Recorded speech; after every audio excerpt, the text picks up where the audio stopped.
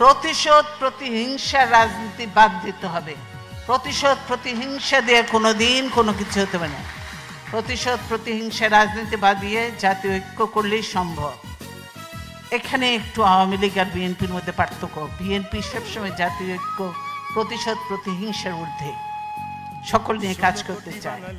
এই হাসিনা আজকে দেশের এই অবস্থার জন্য সম্পূর্ণভাবে হাসিনা দায়ী।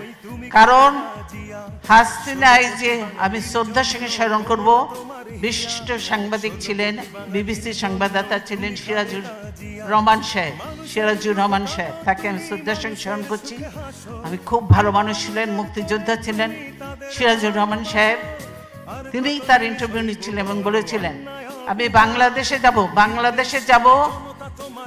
যাব রাজনীতি করার জন্য নয়, প্রতিশোধ নেওয়ার জন্য। হাসিনা এই কথাটা বলেছে, উনি বলে এটা ঠিক হচ্ছে না, কিন্তু হাসিনা বলেছে আমি প্রতিশোধ নেওয়ার জন্য।